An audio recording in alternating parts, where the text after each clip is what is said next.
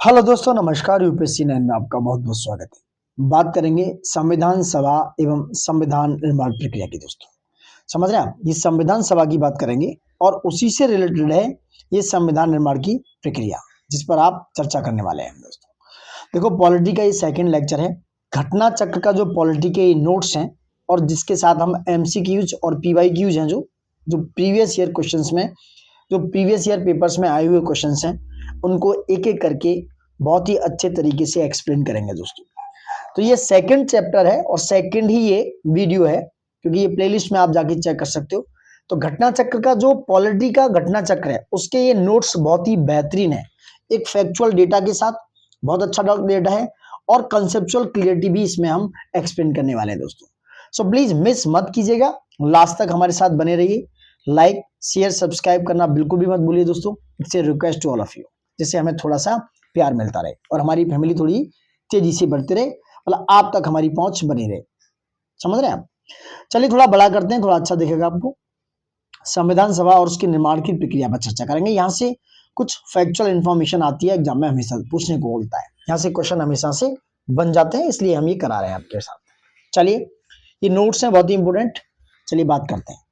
तो भारतीयों की ओर से संविधान सभा की सर्वप्रथम मांग, ये क्वेश्चन आया हुआ है कि भारतीयों की ओर से संविधान सभा की सर्वप्रथम मांग मई 1934 में, याद रखना ये डेट, मई 1934 में रांची में, दोस्तों रांची में, जो झारखंड में पड़ता है, स्वराज पार्टी ने की थी। रांची झारखंड में स्वराज पार्टी ने की।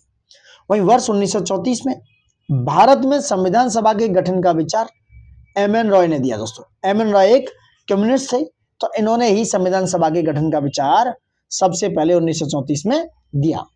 वहीं भारतीय राष्ट्रीय कांग्रेस के स्तर पर भी पहली बार, दोस्तों स्वराज पार्टी के बाद पटना में मई 1934 में ही संविधान निर्माण के लिए आधिकारिक रूप से संविधान सभा की मांग की गई थी।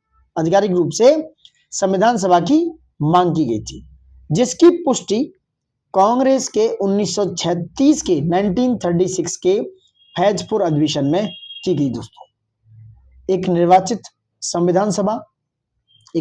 संविधान सभा द्वारा भारत के संविधान का निर्माण करने का प्रस्ताव सर्वप्रथम, दोस्तों वर्ष 1942 में क्रिप्स मिशन के द्वारा, याद रखना क्रिप्स मिशन कब आया? 1942 में। और इसी मिशन में एक इलेक्टेड संविधान सभा द्वारा भारत के संविधान के निर्माण का प्रस्ताव रखा गया था। वहीं कैबिनेट मिशन योजना जो 1946 में आया। दोस्तों तो कैबिनेट मिशन योजना 1946 द्वारा भारतीय संविधान सभा का प्रातिनिधिक निर्वाचन के आधार पर गठन किया गया था। कैबिनेट मिशन की रिपोर्ट के अनुसार संविधान सभा निर्वाचित होनी चाहिए थी। ये बात किसने कही?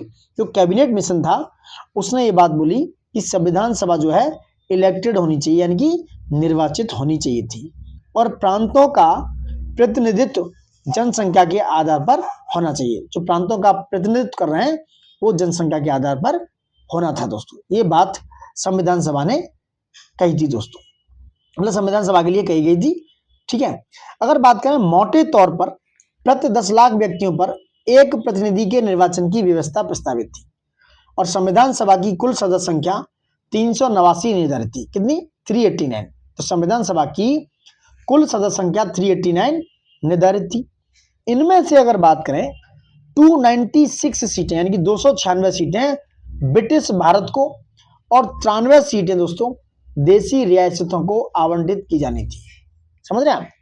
ब्रिटिश भारत को आवंटित 296 सीटों में से 292 सदस्यों का चुनाव 11 गवर्नरों के प्रांतों से और 4 का चयन मुख्य आयुक्तों के प्रांतों से, इनकी प्रत्येक में से एक उनके द्वारा किया जाना था। दोस्तों वहीं देसी रियासतों के प्रतिनिधियों का चयन रियासतों के प्रमुखों द्वारा किया जाना था, यानी कि जो देसी रियासत थी उनके प्रतिनिधि का चयन रियासतों के प्रमुखों द्वारा किया जाना था। संविधान सभा के लिए चुनाव जुलाई अगस्त 1946 में संपन्न हुआ और 296 सीटों यानी ब्रिटिश भारत को आवंटित में से कांग्रेस को 208 और मुस्लिम लीग को 73 तथा छोटे समूह व स्वतंत्र सदस्यों को 15 सीटें मिली। दोस्तों वहीं देसी रियासतों ने प्रारंभ में संविधान सभा में भाग नहीं लिया। जो देसी रियासत थी उन्होंने प्रारंभ में, स्टार्टिंग में संविधान सभा में भाग नहीं लिया। क्योंकि 28 अप्रैल 1947 को प्रारंभ संविधान सभा के तृतीय अधिवेशन से इसमें भारतीय देशी रियासतों के प्रतिनिधि क्रमिक रूप से शामिल होना प्रारंभ हो गए दोस्तों। क्रमिक रूप से प्रारंभ होना मतलब शामिल होना प्रारंभ हो गए। वहीं संविधान सभा दोस्तों मुख्यतः अप्रत्यक्ष निर्वाचन का परिणाम थी। जो संविधान सभा थी अगर उसकी बात करें तो मुख्यतः इनडायरेक्ट इलेक्शन निर्वाचन का परिणाम थी। प्रांतों की विधानसभाओं का उपयोग निर्वाचक मंडल के रूप में किया गया और यह निर्वाचन वयस्क मताधिकार पर आधारित नहीं था दोस्तों। वहीं 1935 के अधिनियम के अनुसार मताधिकार कर शिक्षा एवं संपत्ति के आधार पर सीमित था। 20 नवंबर 1946 को वॉयसरॉय ने निर्वाचित प्रतिनिधियों को आमंत्रित किया और वे 9 दिसंबर 1946 को संविधान सभा की पहली बैठक में उपस्थित हो दोस्तों। कहाँ? संविधान सभा की पहली बैठक 9 दिसंबर 1940 को उपस्थित हो। तो 9 दिसंबर 1940 को सभा की पहली बैठक में कुल 207 सदस्यों जिसमें से सिर्फ 9 महिलाएं थी। ये क्वेश्चन आया हुआ है, कितनी विमेंस थी? सिर्फ 9, उन्होंने हिस्सा लिया। 9 दिसंबर 1946 को दोस्तों संविधान सभा की प्रथम बैठक की अध्यक्षता उनके अस्थायी यानी कि टेम्परेरी अध्यक्ष जो बनाए गए थे डॉक्टर सच्चिदानंद सिन्हा जी, इनके द्वारा की गई थी। याद रखना, ये आया हुआ क्वेश्चन है, डॉक्टर सच्चिदानंद सिन्हा जी के द्वारा की गई थी। उसके 2 दिन बाद यानी कि 11 दिसंबर 1946 को संविधान सभा ने डॉक्टर राजेंद्र प्रसाद जी को निर्विरोध संविधान सभा का स्थायी मतलब परमानेंट अध्यक्ष के रूप में निर्वाचित किया, मतलब इलेक्ट किया। ये स्थायी अध्यक्ष बना दिए गए डॉक्टर राजेंद्र प्रसाद जी। वहीं 13 दिसंबर 1946 को जवाहरलाल नेहरू जी ने 2 दिन बाद 9, 11, 13 मतलब 9 के 4 दिन बाद 11 के 2 दिन बाद जवाहरलाल नेहरू ने संविधान सभा में एक उद्देश्य प्रस्ताव प्रस्तुत किया। कब? 13 दिसंबर 1940 को, जो कि 22 जनवरी 1947 को संविधान सभा द्वारा पारित किया गया दोस्तों। वहीं माउंटबेटन योजना जो 3 जून 1947 के तहत हुए विभाजन के परिणाम स्वरूप पाकिस्तान के लिए एक पृथक संविधान सभा का गठन किया गया तथा जो मूल यानी कि जो भारतीय संविधान सभा के सदस्यों की कुल संख्या घटकर 299 रह गई। कितनी रह गई? अब सदस्य घटकर 299 रह गए थे, 396 में से 299, जिसमें से भारतीय प्रांतों के 229 प्रतिनिधि और भारतीय रियासतों के 70 प्रतिनिधि शामिल थे।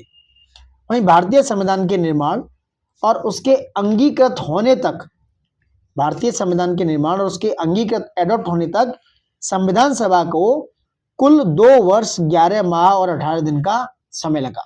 कितना समय लगा? 2 वर्ष 11 माह और 18 दिन का समय लगा। ज्ञात हो कि लोकसभा और राज्यसभा की वेबसाइट पर इस संदर्भ में 2 वर्ष 11 माह 17 दिन का समय है।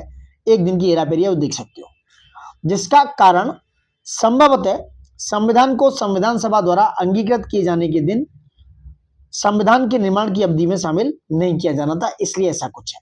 इसके लिए कुल 11 अधिवेशन हुए। मतलब कितने अधिवेशन हुए पूछा गया? 11 अधिवेशन हुए। कुल अवधि थी 165 डेज, 165 दिन की अवधि थी दोस्तों, जिसमें से 114 जिसमें से दोस्तों अगर देखा जाए तो 114 दिन क्या थे?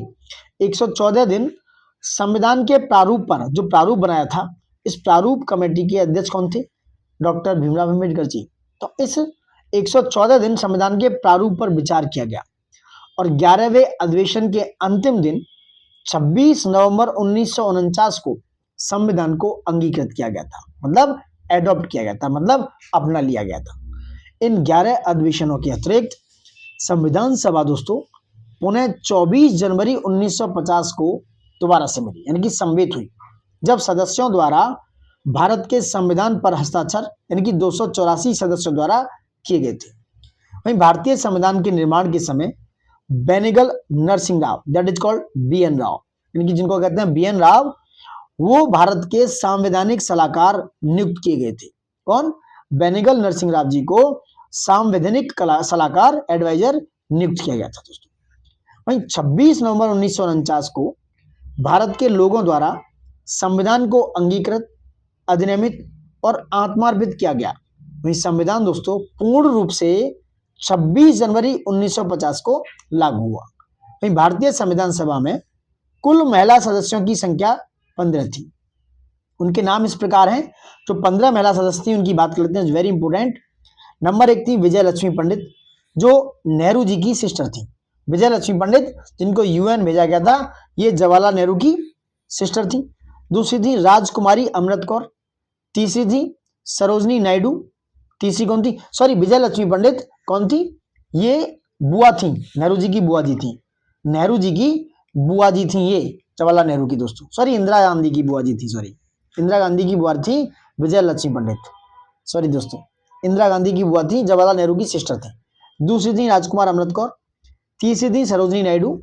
चौथी थी सुचेता कृपलानी जी, कौन थी, सुचेता कृपलानी। पांचवी थी पूर्णिमा बनर्जी। छठी लीला राय। सातवीं थी जी दुर्गाबाई। आठवीं थी हंसा मेहता। नौवीं कमला चौधरी, रेणुका रे, मालती चौधरी, दत्त यानी। 12वीं कौन थी, दत्त छायनी वेलायुधन। और 13वीं थी बेगम एजाज रसूल और एनी मस्करीनी। तथा 15वीं महिला थी अम्मू स्वामीनाथन। ये क्वेश्चन आए हुए हैं, पूछ सकते हैं इन 15 महिलाओं के नाम, प्लीज मिस मत करना। रिक्वेस्ट है दोस्तों, लाइक शेयर सब्सक्राइब प्लीज जरूर कीजिएगा। वही ग्रेनविल ऑस्टिन ये एक इतिहासकार थे, हिस्टोरियन थे, इंग्लिश हिस्टोरियन थे। इन्होंने कहा था कि संविधान सभा कांग्रेस थी और कांग्रेस ही भारत है, ऐसा कहा था। ये पूछा जाएगा तो ग्रेनविल ऑस्टिन ने कहा था कि संविधान सभा कांग्रेस थी और कांग्रेस भारत है। वही बात करें तो 2 सितंबर 1940 को अंतरिम सरकार का गठन किया गया। इसमें मुस्लिम लीग के सदस्य शामिल नहीं हुए। पूछा गया है कि भाई अंतरिम सरकार जो 2 सितंबर 1940 को गठन हुई, उसमें क्या मुस्लिम लीग शामिल थी, तो इसमें मुस्लिम लीग उसके सदस्य शामिल नहीं हुए। हालांकि उनके शामिल होने के लिए विकल्प को खुला रखा गया कि वो जब चाहे तब शामिल हो सकते हैं। वहीं बात करें अंततः 26 अक्टूबर 1940 को जब सरकार का पुनर्गठन किया गया, मतलब जब सरकार को रीऑर्गेनाइज किया गया, तब मुस्लिम लीग के 5 प्रतिनिधियों को कैबिनेट में शामिल किया गया। उनमें से कितने, मुस्लिम लीग के 5 जो प्रतिनिधि थे उनको कैबिनेट में जगह दी गई थी दोस्तों, समझ रहे हैं। तो ये थे आपके थ्योरी नोट्स, ये बहुत ही इंपॉर्टेंट है थ्योरी और जो नोट्स हैं आपके, जो बहुत ही ज्यादा फैक्चुअल और कंसेप्चुअल डेटा पर बेस्ड है। अब बात करेंगे दोस्तों प्रश्न कोष पर, क्वेश्चन आंसर पर लौटेंगे। अब ये छोटे फॉर्म में बताएंगे क्योंकि हम थ्योरी को थोड़ा बड़ा करके दिखाते हैं जिससे आप तक वो पहुंच पाए। अब बात करेंगे प्रश्न आंसर की, क्या है, चलिए बात करते हैं। क्वेश्चन आंसर फॉर्मेट की बात करेंगे, इज वेरी इंपोर्टेंट। और यहाँ से क्वेश्चन हमेशा प्रीवियस ईयर से क्वेश्चन आते रहे, तो ये वो PYQs हैं जो आपके एग्जाम्स में आपको देखने को मिलेंगे। सो लाइक शेयर सब्सक्राइब करना बिल्कुल मत भूलिए। चलिए बात करते हैं, ठीक है। चलिए लौटते हैं क्वेश्चन पर आगे दोस्तों। क्वेश्चन नंबर 1 है, भारत के लिए संविधान की रचना हेतु संविधान सभा का विचार निम्नलिखित में से सर्वप्रथम है सबसे पहले किसने प्रस्तुत किया, तो ये थी स्वराज पार्टी ने 1934 में। याद रखना ये आया हुआ क्वेश्चन और रिपीट हो सकता है। तो स्वराज पार्टी ने 1934 में ये विचारधारा रखी, ठीक है। इसका एक्सप्लेनेशन हम ऊपर बता चुके हैं। तो मई 1934 में रांची में स्वराज पार्टी ने आत्मनिर्णय के अधिकार की मांग की और एक प्रस्ताव पारित किया जिसमें कहा गया कि वयस्क मताधिकार के आधार पर निर्वाचित भारतीय प्रतिनिधियों की एक संविधान सभा होगी जो संविधान का निर्माण करेगी, और भारतीयों की ओर से संविधान सभा की मांग करने का यह प्रथम अवसर था दोस्तों। नेक्स्ट है, स्वतंत्रता के पूर्व के दिनों में प्रारंभ में किसने संविधान निर्माती सभा का विचार प्रस्तुत किया, ये कौन थे, M.N. रॉय। किसने किया था दोस्तों, M.N. Roy is your answer. M.N. Roy ने यह विचार प्रस्तुत किया वर्ष 1934 में। नेक्स्ट देखेंगे, एक निर्वाचित संविधान सभा द्वारा भारत के संविधान का निर्माण करने का प्रस्ताव किया गया था।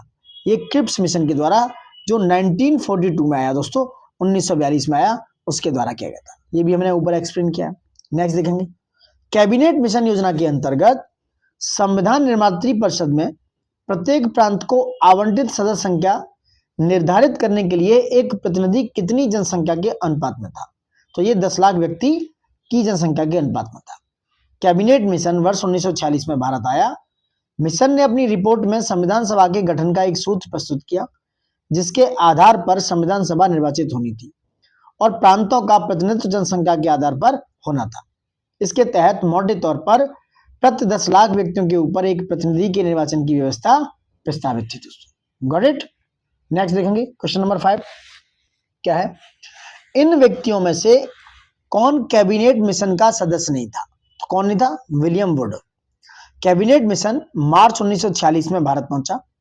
इस मिशन के सदस्य स्टेफोर्ड क्रिप्स, इनकी उसके अध्यक्ष थे बोर्ड ऑफ ट्रेड के, पैट्रिक लॉरेंस जो भारत सचिव थे, और एबी अलेक्जेंडर जो नौसेना मंत्री थे। ये विलियम वुड जो थे ये कैबिनेट मिशन के सदस्य नहीं थे, बाकी का स्टेफोर्ड क्रिप्स थे, पैट्रिक लॉरेंस और एबी अलेक्जेंडर, ये तीनों लोग थे दोस्तों, याद रखना। नेक्स्ट क्वेश्चन देखेंगे। भारतीय संविधान सभा का गठन किया गया था। तो भारतीय संविधान सभा का गठन किया गया था कैबिनेट मिशन योजना 1946 यानी कि 1946 के अंतर्गत। सी इज योर आंसर। 1946 के अंतर्गत भारतीय संविधान सभा का प्रतिनिधित्व किया गया उसके निर्वाचन के आधार पर। Got my point? नेक्स्ट आइए। 1946 में निर्मित अंतरिम सरकार में कार्यपालिका परिषद के उपसभापति थे। कौन थे? जवाहरलाल नेहरू। 24 अगस्त 1946 को दोस्तों अंतरिम राष्ट्रीय सरकार की घोषणा की गई और इस व्यवस्था के साथ अंतरिम सरकार 2 सितंबर 1946 को कार्यभार संभालेगी। वायसराय इसमें कार्यपालिका परिषद का पदेन अध्यक्ष था तथा जवाहरलाल नेहरू को उपाध्यक्ष या उपसभापति बनाया गया। नेक्स्ट बात करेंगे, निम्नलिखित में से कौन अगस्त 1946 में गठित प्रथम अंतरिम राष्ट्र सरकार का सदस्य नहीं था? ये थे डॉक्टर एस राधाकृष्ण। कौन नहीं था? डॉक्टर एस राधाकृष्ण नहीं थे। सी राजगोपालाचारी थे, डॉक्टर जगजीवन राम भी थे, डॉक्टर राजेंद्र प्रसाद और जगजीवन राम जी भी थे दोस्तों। मेंस 2010 का क्वेश्चन है। तो कैबिनेट मिशन योजना के आधार पर 24 अगस्त 1946 की घोषणा के तहत नवनिर्वाचित संविधान सभा ने 2 सितंबर 1946 को भारत की अंतरिम सरकार का गठन किया गया। इसमें सी राजगोपालाचारी शिक्षा मंत्री बनाए गए, डॉक्टर राजेंद्र प्रसाद को खाद्य एवं कृषि मंत्री बनाया गया, जगजीवन राम जी को श्रम मंत्री बनाया गया, और जबकि डॉक्टर एस राधाकृष्णन जी को प्रथम अंतरिम राष्ट्र सरकार के सदस्य नहीं थे। कौन? डॉक्टर एस राधाकृष्ण इस प्रथम अंतिम राष्ट्र सरकार के सदस्य नहीं थे। Got it? ठीक है। क्वेश्चन नंबर 9 देखिए, कथन और कारण का क्वेश्चन है दोस्तों। देखते हैं। वेवेल योजना के अनुसार कार्यकारी परिषद में, याद रखना, वेवेल योजना के अनुसार कार्यकारी परिषद में हिंदू और मुस्लिम सदस्यों की संख्या समान होनी थी। जो वेवेल योजना थी कब आई थी, ये कमेंट बॉक्स में जरा बताइए दोस्तों। तो हिंदू और मुस्लिम सदस्यों की संख्या समान होनी थी। दूसरा है, वेवेल का विचार था कि ऐसी व्यवस्था से भारत का बंटवारा बच जाता। देखो कथन सही है पर कारण गलत है। So answer is C. IAS 2007 का क्वेश्चन है। So C is your answer दोस्तों। अब इसका एक्सप्लेनेशन देख लेते हैं, इंपोर्टेंट है, वेरी वेरी इंपोर्टेंट। क्या है? अक्टूबर 1943 में यानी कि 1943 में लिन लिथगो के स्थान पर आर्चिबाल्ड वेवेल, पूरा नाम था इनका, ये वायसरॉय बनकर भारत में नियुक्त हुआ। ये भारतीय सांवैधानिक गतिरोध को दूर करने के उद्देश्य से मई 1945 में लंदन गए।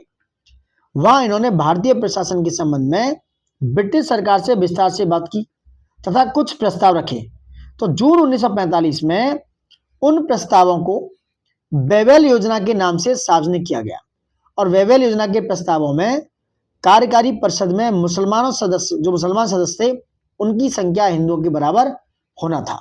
तो परिषद में वायसरॉय तथा कमांडर इन चीफ को छोड़कर सभी सदस्यों को भारतीय होना था और शीघ्र ही शिमला में एक सम्मेलन बुलाया जाना था दोस्तों। तथा युद्ध समाप्ति के पश्चात जो सेकेंड वर्ल्ड वॉर चल रहा था उसकी बात हो रही है, उसके पश्चात भारतीयों के द्वारा खुद का संविधान बनाया जाना इत्यादि प्रावधान शामिल थे।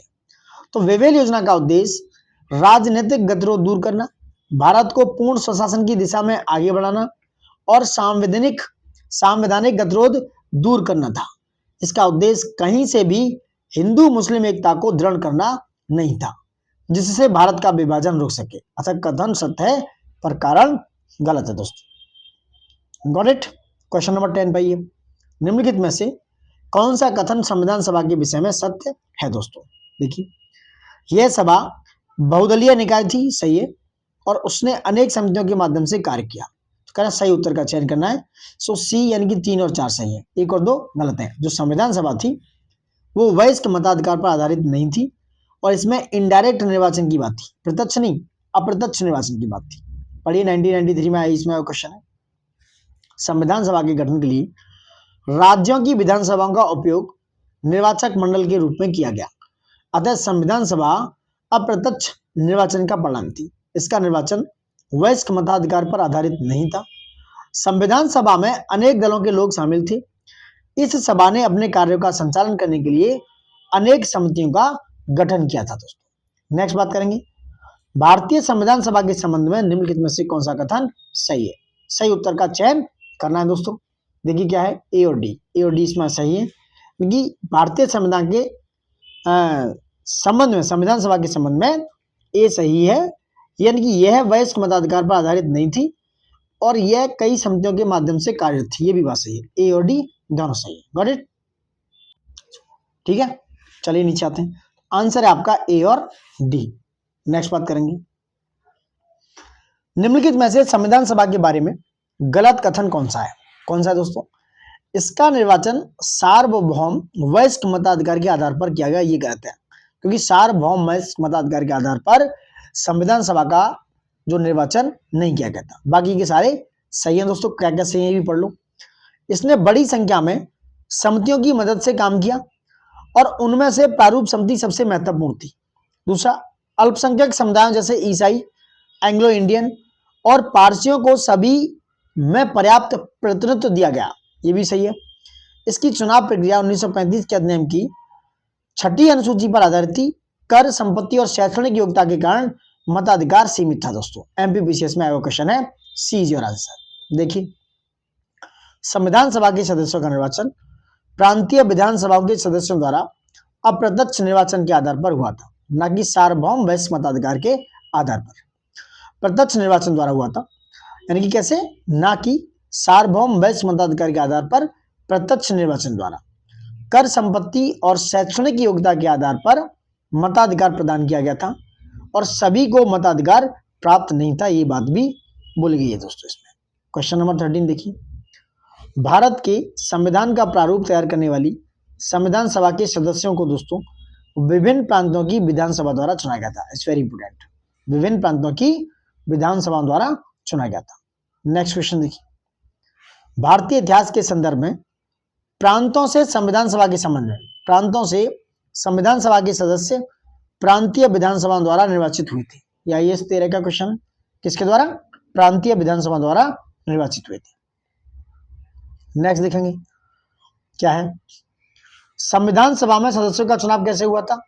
प्रांतीय सभा द्वारा। कैसा? प्रांतीय सभाओं द्वारा। संविधान सभा के चुने हुए स्थायी अध्यक्ष कौन थे? डॉक्टर राजेंद्र प्रसाद। ये थे डॉक्टर राजेंद्र प्रसाद। 9 दिसंबर 1946 को संविधान सभा की प्रथम बैठक की अध्यक्षता अस्थायी अध्यक्ष डॉक्टर सच्चिदानंद सिन्हा और 11 दिसंबर 1940 को संविधान सभा ने डॉक्टर राजेंद्र प्रसाद को निर्विरोध संविधान सभा के स्थायी अध्यक्ष के रूप में निर्वाचित किया। संविधान सभा की प्रथम बैठक की अध्यक्षता आपको पता होगा डॉक्टर सच्चिदानंद सिन्हा जी, ये टेम्परेरी थे। भारतीय संविधान सभा के उद्घाटन अधिवेशन की अध्यक्षता बी, देखो रिपीटेशन देखिए। नेक्स्ट, भारत की संविधान निर्माती सभा के अध्यक्ष कौन थे? डॉक्टर राजेंद्र प्रसाद। ये परमानेंट अध्यक्ष चुने गए थे 11 सितंबर 1940 को। नेक्स्ट देखो, नेक्स्ट क्या है, स्वतंत्र भारत के संविधान सभा के अध्यक्ष कौन थे? This is doctor Rajendra Prasad ji. संविधान सभा के प्रथम मनोनीत उप सभापति कौन थे? Frank Anthony. Very very important, MPPCS का क्वेश्चन है। संविधान सभा के प्रथम मनोनीत उप सभापति कौन थे? ये थे फ्रैंक एंथनी। संविधान सभा के प्रथम अस्थायी उप सभापति उपाध्यक्ष फ्रैंक एंथनी थे, जिन्हें 9 दिसंबर 1946 को अस्थायी सभापति या अध्यक्ष सच्चिदानंद सिन्हा द्वारा मनोनीत किया गया था। और एच.सी. मुखर्जी संविधान सभा के पहले स्थायी उपाध्यक्ष थे। एच.सी. मुखर्जी संविधान सभा के पहले स्थायी उपाध्यक्ष, अध्यक्ष नहीं उपाध्यक्ष थे दोस्तों। 22 देखिए, भारतीय संविधान सभा की स्थापना की गई थी, ये 9 दिसंबर 1940 को। भारतीय संविधान सभा की स्थापना 9 दिसंबर 1940 को उसकी प्रथम बैठक के आरंभ होने के साथ हुई थी दोस्तों। नेक्स्ट देखेंगे, संविधान सभा की प्रथम बैठक कब हुई? ये हुई थी 9 दिसंबर 1940 को। 9 दिसंबर 1940 को। संविधान सभा की गठन कब हुआ था? दिसंबर 1940। संविधान सभा का गठन दिसंबर 1940 में हुआ था। वहीं भारत की संविधान सभा का प्रथम अधिवेशन कब शुरू हुआ? तो भारत की संविधान सभा का प्रथम अधिवेशन दोस्तों कब शुरू हुआ था? ये हुआ था 9 दिसंबर 1946, यानी कि बी इज योर आंसर। 9 दिसंबर 1946 को शुरू हुआ। Got my point. देखिए बेहतरीन इंपॉर्टेंट क्वेश्चन है। लाइक शेयर सब्सक्राइब करना बिल्कुल भी ना भूलिए दोस्तों, क्योंकि थोड़ा सा सपोर्ट हमें चाहिए आपका, तो प्लीज सपोर्ट दिखाइए और इन वीडियोस पे कम से कम 1000 प्लस व्यूज आनी चाहिए, ये हमारी रिक्वेस्ट है आप सभी से। चलिए अब बात करेंगे आगे, वापस आते हैं अपने पॉइंट पे। भारतीय संविधान सभा की पहली बैठक कब हुई? 9 दिसंबर 1946। भारत को एक संविधान देने का प्रस्ताव संविधान सभा द्वारा पारित किया गया था 22 जनवरी 1947। ये डेट याद रखना, 22 जनवरी 1947। ये पूरा पढ़ सकते हो, मैंने ऊपर भी एक्सप्लेन किया हुआ है। 28 देखिए, संविधान सभा के प्रमुख संविधान की प्रस्तावना, उसका प्रस्ताव किसने रखा? वो रखा था जवाहरलाल नेहरू जी ने। उद्देश्य प्रस्ताव निम्नलिखित में से किसके द्वारा लाया गया? ये भी डॉक्टर पंडित जवाहरलाल नेहरू जी ने। समझ रहे आप? 30 देखिए, अब भारतीय संविधान के निर्माण से संबंधित निम्नलिखित कथनों में से कौन सा सही है? पहला, पंडित नेहरू के उद्देश्य प्रस्ताव का जो संविधान सभा द्वारा स्वीकार किया गया था संविधान के निर्माण पर असर था। वहीं दो है, उद्देश्य का बहुत महत्वपूर्ण उद्देश्यों की पूर्ति करती है। ये दो हो गए। तीसरा है दोस्तों, संविधान को भारत के लोगों ने आदेशित किया है। चौथा है, राज्य के मुखिया को लोग प्रत्यक्ष रूप से निर्वाचित करते हैं। कहना सही उत्तर का चयन करना है। चौथा गलत है, बाकी के तीनों सही हैं दोस्तों। राज्य के मुखिया को लोग क्या है, राष्ट्रपति को प्रत्यक्ष रूप से नहीं बल्कि अप्रत्यक्ष रूप से जनप्रतिनिधियों, जो सांसद जो एमपी और जो होते हैं संसद में जो मेंबर होते हैं एमपी होते हैं, और जो विधानसभा में एमएलए होते हैं, उनके निर्वाचित सदस्यों जो इलेक्टेड मेंबर है, नॉमिनेट नहीं, इलेक्टेड मेंबर के माध्यम से चुना जाता है। डायरेक्ट नहीं, इनडायरेक्ट तरीके से राष्ट्रपति साहब को चुना जाता है। ये बात इसमें कही गई है। 31 देखिए, भारतीय संविधान को बनाने हेतु भारतीय संविधान सभा के कुल कितने अधिवेशन हुए? देखो 12, वैसे 11 में है, 11वें अधिवेशन की बात हो रही है। ये मैंने ऊपर भी एक्सप्लेन किया, आप देख सकते हो। नेक्स्ट देखेंगे, भारत की संविधान सभा की अंतिम बैठक की सही तिथि क्या हो सकती है? 24 जनवरी 1950। संविधान सभा लास्ट दिन 24 जनवरी 1950 को मिली। नेक्स्ट देखेंगे, भारत के संविधान के निर्माण में संविधान सभा को कितना समय लगा? 2 वर्ष 11 माह 18 दिन। 2 वर्ष 11 माह 18 दिन लगे दोस्तों इसको। नेक्स्ट देखिए 34 क्या है? 34 देखिए, सूची को सूची 22 से, एक्स को 22 से मिलाना है। संविधान सभा के पहले उपाध्यक्ष कौन थे? एस.सी. मुखर्जी। प्रारूप समिति के मूलतः एकमात्र कांग्रेसी सदस्य थे, देख सकते हो। राजस्थान की रियासत में प्रतिनिधित्व करने वाले संविधान सभा के सदस्य और संघ संविधान समिति के अध्यक्ष कौन थे? नेहरू जी। समझ रहे आप? नेहरू जी। तो यह B is your answer. B is your answer, आप देख सकते हो, B is your answer. B आपका आंसर है, देख लो, मैच कर लो। संविधान सभा के पहले उपाध्यक्ष थे एच.सी. मुखर्जी, जो मैंने बताया ऊपर। प्रारूप समिति के मूलतः एकमात्र कांग्रेसी सदस्य के.एम. मुंशी। राजस्थान की रियासतों का प्रतिनिधित्व करते थे वी.टी. कृष्णाचारी, और संघ संविधान समिति के अध्यक्ष थे जवाहरलाल नेहरू जी, और पहले उपाध्यक्ष SC. Mukherjee. Very very important, यहाँ पर आप पढ़ सकते हो। लेकिन संविधान सभा के पहले अस्थायी उपाध्यक्ष थे फ्रैंक एंथनी। कौन थे? Frank Anthony. नेक्स्ट देखिए 35, कितनी बार देखो आया हुआ क्वेश्चन है। Lower Jharkhand, Uttarakhand, UP, PCS, कितनी बार आया? तो भारतीय संविधान के निर्माण के समय संवैधानिक सलाहकार कौन थे? ये थे बी.एन. राव, बेनेगल रामाराव, बेनेगल नरसिंह राव दोस्तों। बी.एन. राव ये संवैधानिक सलाहकार एडवाइजर नियुक्त किए गए थे। 36 पे आते हैं। भारतीय संविधान का प्रथम प्रारूप तैयार किया गया था दोस्तों बी.एन. राव द्वारा। संविधान सभा के संवैधानिक सलाहकार बी.एन. राव द्वारा संविधान का पहला प्रारूप तैयार किया गया था, जिस पर विचार एवं परिवर्तन करके प्रारूप समिति द्वारा संविधान सभा के समक्ष संविधान का मसौदा प्रस्तुत किया गया।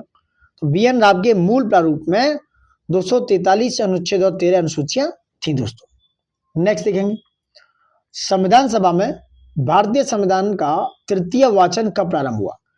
तो जो तृतीय वाचन है उसकी तिथि थी 17 नवंबर 1949 से प्रारंभ हुआ।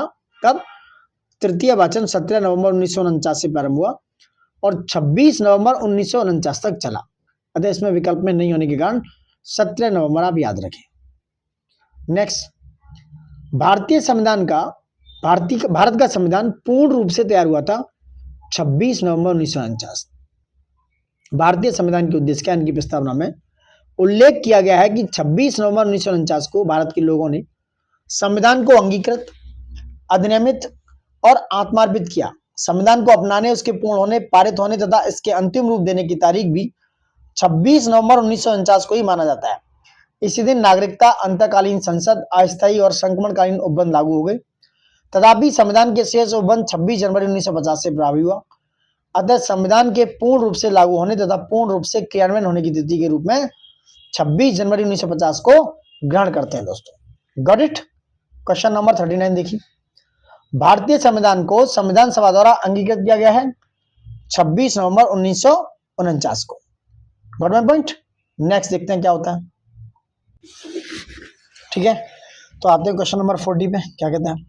संविधान सभा द्वारा भारतीय संविधान को स्वीकृत किया गया था दोस्तों। कब किया गया? 26 नवंबर 1949। किस तिथि को अपनाया? 26 नवंबर 1949।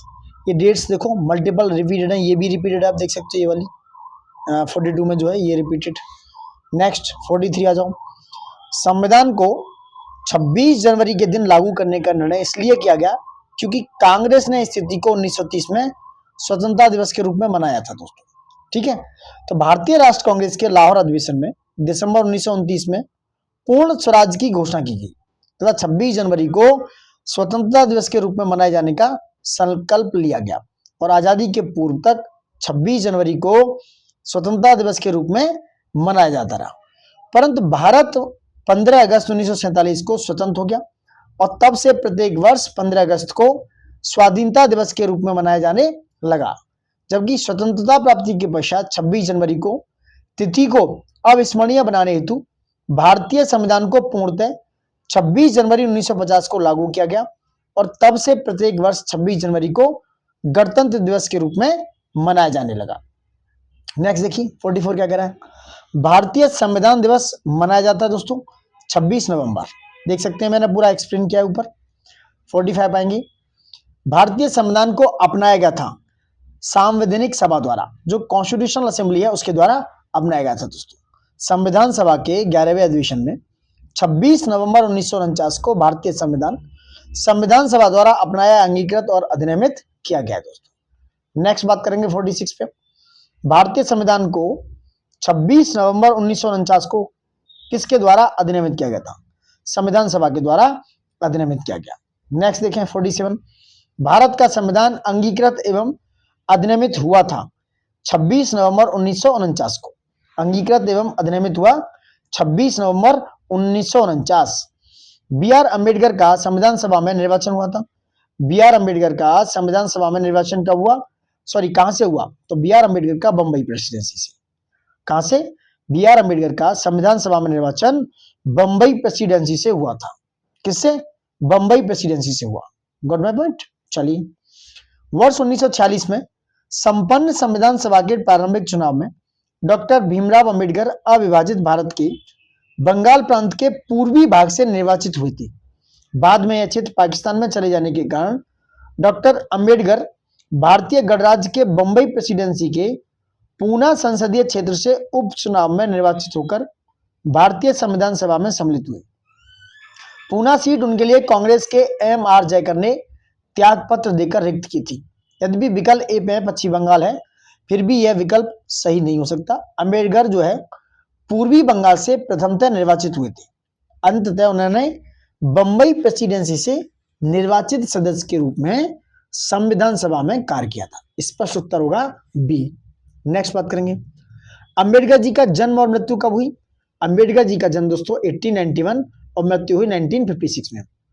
भारतीय संविधान निर्माण में मुख्य भूमिका निभाने वाले डॉक्टर भीमराव अंबेडकर का जन्म 14 अप्रैल 1891 को महू मध्य प्रदेश में तथा मृत्यु 6 दिसंबर 1956 को दिल्ली में हुई थी दोस्तों। Good by point. नेक्स्ट बात करेंगे 50 पे आते हैं। तृतीय गोलमेज सम्मेलन के विचार विमर्श की प्रणीति भारत सरकार अधिनियम 1935 के पारित होने के रूप में हुई। भारत सरकार अधिनियम 1935 ने ब्रिटिश भारत के सूबों और भारतीय रियासतों के एक संघ पर आधारित ऑल इंडिया फेडरेशन के गठन का उपबंध किया था। दोनों सही है, बोथ आर राइट। एक और दो दोनों। नवंबर दिसंबर 1932 में लंदन में आयोजित तीसरे और अंतिम गोलमेज सम्मेलन में कांग्रेस ने भाग नहीं लिया था। इस सम्मेलन में भारत सरकार अधिनियम 1935 के लिए एक ठोस योजना को अंतिम रूप में पेश किया गया था। इसमें ब्रिटिश भारत के सूबों और भारतीय रियासतों के एक संघ पर आधारित ऑल इंडिया फेडरेशन के गठन का प्रावधान किया गया था दोस्तों। सो C is right answer. Next आते हैं 51 पे आएंगे, क्या है?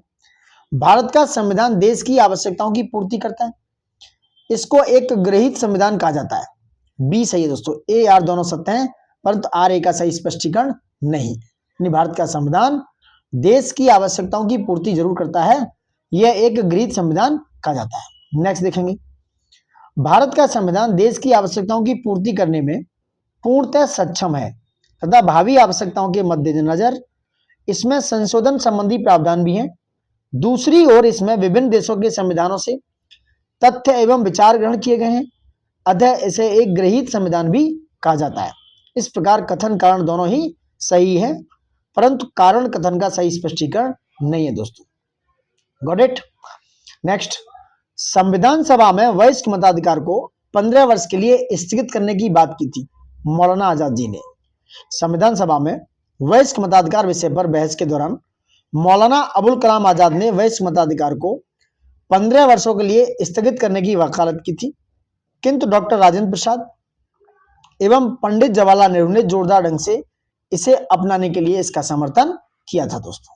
Got it? नेक्स्ट बात करेंगे, निम्नलिखित में से किसने सुझाव दिया था कि भारत की स्वतंत्रता के बाद भारतीय राष्ट्र कांग्रेस को एक राजनीतिक दल के रूप में भंग कर दिया जाना चाहिए? ये थे महात्मा गांधी। भारत की स्वतंत्रता के उपरांत महात्मा गांधी ने यह सुझाव दिया था कि भारतीय राष्ट्र कांग्रेस को अब एक राजनीतिक दल के रूप में भंग कर दिया जाना चाहिए दोस्तों। ये महात्मा गांधी के शब्द थे दोस्तों। Got my point? अब आते हैं 54 पे। क्या है 54? 54 की चर्चा करेंगे, क्या हो सकता है? निम्नलिखित में से किसने कहा था एक संविधान एक मशीन की तरह बेजान चीज है, इसमें वे लोग जीवन फूंकते हैं जो इसका नियंत्रण करते हैं।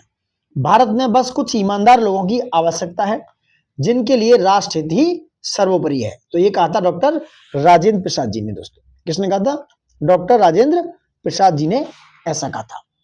ठीक है, यह कथन 26 नवंबर 1949 को भारतीय संविधान को अपनाए जाते समय किए गए उनके वक्तव्य का अंश है। नेक्स्ट देखेंगे, अपनी राष्ट्रवादी प्रतिक्रिया में भारतीय संविधान के निर्माताओं ने अल्पसंख्यकों के हितों तथा भावनाओं के महत्व को कम करके आंका। यह कथन है आइवर जेनिंग्स का। यह कथन किसका? आइवर जेनिंग्स का। उनका मानना है कि भारतीय संविधान निर्माताओं ने भारतीय संघ में अल्पसंख्यक हितों और भावनाओं के महत्व को न्यूनतम रखने का प्रयास किया दोस्तों।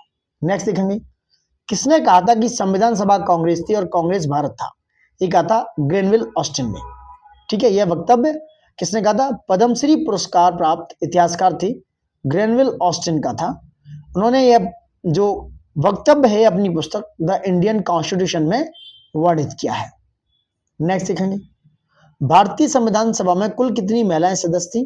15। इंपोर्टेंट है ये क्वेश्चन। भारतीय संविधान सभा में कुल महिलाओं की संख्या 15 थी दोस्तों। कई बार ये क्वेश्चन आया हुआ है। अब बात करेंगे संविधान सभा की प्रमुख समितियों की। इज वेरी वेरी इंपोर्टेंट दोस्तों, समझ रहे आप? संविधान सभा की प्रमुख समितियों पर चर्चा करेंगे, ये बहुत ही इंपॉर्टेंट है। यहां से क्वेश्चन आपको देखने को मिलता है। जो संविधान सभा की कमेटी थी और इनकी मेन क्या थी समितियां हैं, इस पर चर्चा करने वाले। इसके बेहतरीन नोट्स हैं दोस्तों। सबसे रिक्वेस्ट यही है कि ज़्यादा से ज़्यादा लाइक करें और ज़्यादा से ज़्यादा वीडियो शेयर कर लें दोस्तों, और सब्सक्राइब करना बिल्कुल भी ना भूलिए। सब्सक्राइब करेंगे तो थोड़ा सा हमें मोरल सपोर्ट और आपका प्यार मिलेगा, जिससे आप सभी हमारी जो फैमिली के एक पार्ट बन चुके हैं वो सब हमारे साथ मिलकर आगे बढ़ेंगे। चलिए बात करेंगे इन नोट्स पे, बहुत ही बेहतरीन नोट्स हैं, बात करते हैं। Very very important. तो दोस्तों, संविधान सभा द्वारा अपने विभिन्न कार्यों को संपादित करने के लिए अनेक समितियों का गठन किया गया था। प्रमुख समितियां इस प्रकार हैं, देखते हैं। ये समिति हैं, ये उनके अध्यक्ष हैं। जैसे बात करेंगे कि संघीय संविधान समिति, जिसके अध्यक्ष थे पंडित जवाहरलाल नेहरू। वहीं प्रक्रिया विषयक नियमों संबंधी समिति, इसके अध्यक्ष थे डॉक्टर राजेंद्र प्रसाद। वहीं संचालन समिति, जिसे कहते हैं स्टीयरिंग समिति, इसके अध्यक्ष थे डॉक्टर राजेंद्र प्रसाद। वहीं प्रारूप समिति की बात करें, इसके अध्यक्ष थे डॉक्टर भीमराव अंबेडकर जी दोस्तों। वहीं मौलिक अधिकारों, अल्पसंख्यकों एवं जनजातीय और अपवर्जित क्षेत्रों संबंधी सलाहकार समिति है, उसमें अध्यक्ष थे सरदार वल्लभ भाई पटेल जी। कौन थे? सरदार वल्लभ भाई पटेल जी। वहीं मूल अधिकार उप समिति जेबी कृपलानी। अल्पसंख्यक उप समिति एचसी मुखर्जी। पूर्वोत्तर सीमांत जनजातीय क्षेत्रों और असम के अपवर्जित एवं आंशिक रूप से अपवर्जित क्षेत्रों की संबंधी उपसमिति ये थी गोपीनाथ बारदोली दोस्तों। वहीं अपवर्जित और आंशिक रूप से अपवर्जित क्षेत्रों यानी असम के अतिरिक्त संबंधित उप समिति थी, उसके अध्यक्ष थे एवी ठक्कर। कौन थे? एवी ठक्कर दोस्तों, वेरी वेरी इंपोर्टेंट। संघीय शक्तियों संबंधी समिति पंडित जवाहरलाल नेहरू। प्रांतीय संविधान समिति सरदार वल्लभ भाई पटेल। कार्य संचालन यानी कि ऑर्डर ऑफ बिजनेस समिति के एम मुंशी। संबंधी समिति के कौन थे? K M Munshi. सदन समिति हाउस समिति के कौन थे? बी पट्टाभी सीतारमैया। कौन थे? बी पट्टाभी सीतारमैया थे दोस्तों। राष्ट्र ध्वज संबंधी तदर्थ समिति इसके थे डॉक्टर राजेंद्र प्रसाद। संविधान सभा के कार्यकरण जीबी मावलंकर। राज्यों संबंधी समिति वित्त एवं स्टाफ समिति के थे पंडित जवाहरलाल नेहरू और वित्त एवं स्टाफ समिति के डॉक्टर राजेंद्र प्रसाद। प्रत्यपत्र क्रेडेंशियल संबंधी समिति के थे अल्लादी कृष्ण स्वामी अय्यर दोस्तों। कौन थे? अल्लादी कृष्ण स्वामी अय्यर। वहीं बात करें प्रारूप समिति में अध्यक्ष भीमराव अंबेडकर सहित कुल 7 सदस्य थे, जिनमें N Gopal Swami Ayyangar, Alladi Krishna Swami Iyer, K M Munshi, Mohammad Saadulla, B L Mitra व डीपी खेतान शामिल थे दोस्तों। ये प्रारूप समिति में अध्यक्ष थे और ये अंबेडकर सहित कुल 7 सदस्य थे दोस्तों। Got my point? चलिए लौटते हैं इधर। और क्या है उसके बाद में इनमें बी एल मित्र के स्थान पर एन माधवराव तथा डीपी खेतान की वर्ष 1948 में, वेरी वेरी इंपोर्टेंट। उसके बाद इनमें बी एल मित्र के स्थान पर एन माधवराव दोस्तों और डीपी खेतान की वर्ष 1948 में मृत्यु हो जाने पर टीटी कृष्णाचारी को इस समिति में शामिल किया गया। वहीं तदर्थ झंडा समिति का गठन संविधान निर्मात्री परिषद ने 23 जून 1947 को किया, जिसके अध्यक्ष डॉक्टर राजेंद्र प्रसाद थे तथा अन्य सदस्य थे अबुल कलाम आजाद, सरोजनी नायडू, सी राजगोपालाचारी, के एम मुंशी एवं डॉक्टर बी आर अम्बेडकर थे दोस्तों। अन्य सदस्य ये वाले थे। अब प्रश्न कोष पे आओ। Question answer is very very good. यहाँ से क्वेश्चन आपको डायरेक्टली एग्जाम में देखने को मिल जाते हैं, सो मिस मत करना। और रिक्वेस्ट है लाइक शेयर सब्सक्राइब करें, थोड़ा सा सपोर्ट दिखाएं। हम ज़्यादा डिमांड नहीं करते दोस्तों, आप अच्छे से देखेंगे वीडियो तो 1000+ व्यूज इस पर आ जाने चाहिए, जो हमारे लिए बहुत कुछ हो सकता है और आपका भी प्यार हमारे साथ बना रहेगा। चलिए बात करते हैं, लौटते हैं क्वेश्चन आंसर वाले फॉर्मेट पे। क्वेश्चन नंबर 1 है, निम्नलिखित में से संविधान सभा की संघ संविधान समिति का अध्यक्ष कौन था? तो संघ संविधान समिति के अध्यक्ष थे जवाहरलाल नेहरू जी। हमने बात की आईएएस 2005 का क्वेश्चन है, तो संघीय संविधान समिति के अध्यक्ष थे पंडित जवाहरलाल नेहरू जी। प्रक्रिया विषयक नियम संबंधी के अध्यक्ष थे डॉक्टर राजेंद्र प्रसाद। संचालन यानी कि स्टीयरिंग समिति के अध्यक्ष थे डॉक्टर राजेंद्र प्रसाद। प्रारूप समिति के अध्यक्ष थे डॉक्टर भीमराव अंबेडकर।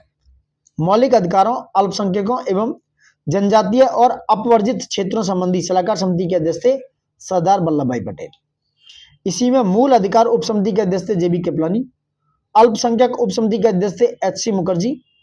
संघीय शक्तियों संबंधी समिति उसके अध्यक्ष थे पंडित जवाहरलाल नेहरू। प्रांतीय संविधान समिति के अध्यक्ष थे सरदार वल्लभ भाई पटेल। कार्य संचालन ऑर्डर ऑफ बिजनेस संबंधी समिति के अध्यक्ष थे K M Munshi. Got my point? Note down कर लो दोस्तों, ये वेरी वेरी इंपोर्टेंट है। नेक्स्ट बात करेंगे, संविधान सभा की प्रांतीय संविधान समिति का अध्यक्ष कौन था? तो प्रांतीय संविधान समिति के अध्यक्ष थे सरदार पटेल जी। मेंस 2008 में आया हुआ क्वेश्चन है। नेक्स्ट देखेंगे क्वेश्चन नंबर 3, आरओ और पीसीएस में आया हुआ क्वेश्चन है। भारतीय संविधान की प्रारूप समिति के अध्यक्ष ये थे बाबा साहब अम्बेडकर, डॉक्टर भीमराव अम्बेडकर जी दोस्तों। समझ रहे आप? चलिए अब लौटते हैं फिर से क्वेश्चन आंसर पे। क्या है? Very very important question number 4 है, थोड़ा बड़ा कर लेते हैं, 1 मिनट दोस्तों, थोड़ा अच्छा लगेगा। चलिए, भारतीय संविधान की प्रारूप समिति का अध्यक्ष कौन था? ये थे डॉक्टर भीमराव अंबेडकर। कितनी बार रिपीट हुआ है देख सकते हो आप। सूची 1 को सूची 2 से मिलाना है। संविधान सभा समिति और इसके अध्यक्ष है। देखिए, मूल अधिकार समिति के अध्यक्ष थे कौन? सरदार पटेल जी। मूल अधिकार समिति के सरदार पटेल। कार्य संचालन यानी स्टीयरिंग समिति के कौन थे? ये थे डॉक्टर राजेंद्र प्रसाद। यहाँ थोड़ा मैचिंग नहीं है, तो डॉक्टर राजेंद्र प्रसाद थे, इसके ऊपर हमने बात की थी, डॉक्टर राजेंद्र प्रसाद। संघ शक्ति के थे जवाहरलाल नेहरू, प्रारूप के थे अंबेडकर साहब। तो कार्य संचालन के कौन थे? ये थे डॉक्टर कार्य संचालन समिति के डॉक्टर राजेंद्र प्रसाद जी। आरएएस 21 का क्वेश्चन है, देख लेना आप। के एम मुंशी कार्य संचालन संबंधी समिति जो थी ऑर्डर ऑफ बिजनेस कमेटी के अध्यक्ष थे, इसलिए ये थोड़ा सा कंफ्यूजिंग है। क्वेश्चन नंबर 6 देखो, संविधान सभा द्वारा स्थापित मौलिक अधिकारों और अल्पसंख्यकों के हेतु संविधान सभा द्वारा दोस्तों, कॉन्स्टिट्यूएंट असेंबली द्वारा स्थापित मौलिक अधिकारों और अल्पसंख्यकों हेतु सलाहकार समिति के अध्यक्ष कौन थे? तो सलाहकार जो एडवाइजरी कमेटी थी उसके अध्यक्ष थे सरदार पटेल। एमपीपीसीएस 2014 का क्वेश्चन है। सरदार पटेल संविधान सभा द्वारा स्थापित मौलिक अधिकारों और अल्पसंख्यकों हेतु सलाहकार समिति के अध्यक्ष थे, जबकि सलाहकार समिति की उप समितियों में मूल अधिकार उप समिति के अध्यक्ष जेबी कृपलानी तथा अल्पसंख्यक उप समिति के अध्यक्ष एच.सी. मुखर्जी थे। दोस्तों कौन थे? एच.सी. मुखर्जी थे। Got my point. नेक्स्ट बात करते हैं।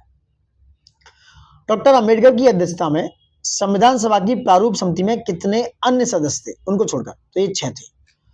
अंबेडकर जी की अध्यक्षता में गठित संविधान सभा की प्रारूप या पांडुलेखन समिति में 6 अन्य सदस्य थे, जिनमें थे N Gopal Swami Ayyangar, Alladi Krishna Swami Iyer, KM. Munshi, Mohammad Sadulla, BL. मित्र और डी.पी. खेतान। इनमें से बी.एल. मित्र के स्थान पर एन माधवराव तथा डी.पी. खेतान की वर्ष 1948 में मृत्यु के बाद टी.टी. कृष्णामाचारी को इस समिति में शामिल किया गया था। Got my point. Question number 8 देखेंगे। निम्नलिखित में से कौन संविधान प्रारूप समिति के सदस्य थे? तो ये थे दोस्तों एन गोपाल स्वामी और अल्लादी कृष्ण स्वामी अय्यर, 1 और 3। नेक्स्ट देखेंगे। संविधान पांडुलेखन समिति का निम्नलिखित में से कौन सदस्य नहीं था? तो जवाहरलाल नेहरू सदस्य नहीं थे जो पांडुलेखन या प्रारूप समिति के। ये मोहम्मद सादुल्ला, के अय्यर और के मुंशी तीनों थे। नेक्स्ट बात करेंगे। संविधान सभा ने डॉक्टर भीमराव अम्बेडकर ने भीमराव अम्बेडकर की अध्यक्षता में प्रारूप समिति का गठन कब किया था? तो प्रारूप समिति का गठन संविधान सभा ने किया था 29 अगस्त 1947। संविधान के प्रारूप पर विचार करने हेतु संविधान सभा द्वारा 29 अगस्त 1947 को संकल्प पारित करके डॉक्टर बी.आर. अम्बेडकर की अध्यक्षता में प्रारूप समिति का गठन किया गया था। Got my point. PCS mains 2008 का क्वेश्चन। दोस्तों वेरी वेरी इंपॉर्टेंट क्वेश्चंस हैं और उनके नोट्स भी उतने ही महत्वपूर्ण हैं जो आपके फैक्चुअल डेटा और कंसेप्चुअल डेटा के साथ यहाँ पर दिए हुए हैं। चलिए नेक्स्ट बात करेंगे, नेक्स्ट क्वेश्चंस की बात करेंगे। Got it. ठीक है दोस्तों, चलिए बात करते हैं। Very very important. आगे बढ़ेंगे क्या है। अब क्वेश्चन नंबर नेक्स्ट पर पहुंचते हैं। Question number 11। संविधान निर्मात्री परिषद क्या है? संविधान निर्मात्री परिषद की झंडा समिति के अध्यक्ष कौन थे? ये थे डॉक्टर राजेंद्र प्रसाद। कौन थे? डॉक्टर राजेंद्र प्रसाद। भारतीय इतिहास में 2 झंडा समितियों का विशेष उल्लेख मिलता है। कितनी? 2 झंडा समिति का। पहली झंडा समिति है 2 अप्रैल 1931 को कांग्रेस के कराची अधिवेशन में गठित झंडा समिति, जिसके अध्यक्ष सरदार वल्लभ भाई पटेल थे और शेष 6 सदस्य थे। कौन कौन? मौलाना अबुल कलाम आजाद, तारा सिंह, जवाहरलाल नेहरू, डी.बी. केलकर, हरिदकर एवं पट्टाभी सीतारामैया। दूसरी तदर्थ झंडा समिति का गठन संविधान निर्मात्री परिषद ने 23 जून 1947 को किया, जिसके अध्यक्ष थे डॉक्टर राजेंद्र प्रसाद जी तथा अन्य सदस्यों में थे अबुल कलाम आजाद, सरोजनी नायडू, सी राजगोपालाचारी, के.एम. मुंशी एवं डॉक्टर भीमराव अम्बेडकर। यह संविधान निर्मात्री परिषद द्वारा गठित झंडा समिति का अध्यक्ष पूछा गया, अतः अभिष्ट उत्तर विकल्प बी होगा। क्या होगा? बी। आचार्य जेबी कृपलानी किसी झंडा समिति के अध्यक्ष या सदस्य नहीं रहे, जैसा कि कतिपय अपर्याप्त स्रोतों वाली पुस्तक में वर्णित है। ये सब दे रखा है। तो ये दोस्तों एक्सप्लेनेशन है। So B is your answer. B क्या है? बी इज योर आंसर है 11 का, doctor Rajendra Prasad. Got my point. तो Rajendra Prasad is your answer. Next बात करेंगे। अब बात आती है संविधान का सोर्स। संविधान के सोर्स यानी कि संविधान के जो सोर्स हैं, स्रोत हैं, यहां से क्वेश्चन आता ही आता है। दोस्तों ये बहुत ही ज्यादा जरूरी और फैक्चुअल इंफॉर्मेशन है। बहुत ही बेहतरीन घटना चक्र का ये बहुत ही बेहतरीन कंटेंट है। मैं सबसे यही रिक्वेस्ट करूंगा कि दोस्तों इसको बिल्कुल भी मिस मत करना। अगर आप सीरियस एस्पिरेंट हैं, मल्टीपल टाइम्स देखिए और जहां पर आप गलत कर रहे हैं, जहां पर आप क्वेश्चन भूल रहे हैं, उनको अपने नोट्स में मेंशन कर लो। देखो प्री हो, मेंस हो या जो भी हो, आपके लिए नोट्स बनाना उतना ही जरूरी है जितना कि आपके एग्जाम का सिलेक्शन होना। तो नोट्स जरूर बनाइए, क्योंकि उस नोट्स से जब आप एग्जाम टाइम पे जाते हैं तो आप बहुत ब्रीफ तरीके से आप उन नोट्स को रिवाइज कर लेते हैं। क्योंकि एग्जाम टाइम पे दोस्तों मल्टीपल टाइम रिवीजन का होना बहुत जरूरी है। जितना मल्टीपल रिवीजन करेंगे उतना आपकी एक्यूरेसी मच बेटर होगी। और एग्जाम सिर्फ अब एक्यूरेसी पर बेस्ड है, आता सबको बहुत कुछ है, बट वहां पर एक्यूरेसी किसकी मच बेटर है, वही एग्जाम को क्वालिफाई करेगा। Got my point. तो ये बेहतरीन सोर्स है। इससे बेहतर ये है कि आप इसको मल्टीपल टाइम इसको रिवाइज करें, मल्टीपल टाइम ये वीडियो देखें, multiple time like share subscribe भी इसको कर दें दोस्तों। चलिए नेक्स्ट बात करें क्या संविधान के सोर्स की, चलिए देखते हैं। तो दोस्तों नेक्स्ट बात करेंगे संविधान के सोर्स की नेक्स्ट वीडियो में, तो यहीं तक बने रहते हैं हम। और आपसे रिक्वेस्ट है सभी से, लाइक शेयर सब्सक्राइब करना बिल्कुल मत भूलिए। संविधान के सोर्स हम नेक्स्ट वीडियो में नई सिरे से बढ़ाएंगे आपको, और नई सिरे से आपको पहुंचाएंगे ये सारा जितना भी कंटेंट है। सो रिक्वेस्ट है to all of you, like share subscribe ज़्यादा से ज़्यादा करें दोस्तों, और इससे हमारा रिक्वेस्ट कि वीडियो को लास्ट तक जरूर देखें। और good luck to for your upcoming exams. और ये बहुत ही बेहतरीन डेटा है, मैं बार बार कहूँगा, लेकिन प्रॉब्लम ये है कि आप रिवीजन कितना करते हैं ये डिपेंड करता है। समझ रहे हैं आप, रिवीजन बहुत ज़्यादा जरूरी है, जितना रिवीजन करेंगे उतना एक्यूरेसी मच बेटर। चलिए धन्यवाद, thank you for watching it and good luck, bye bye, take care.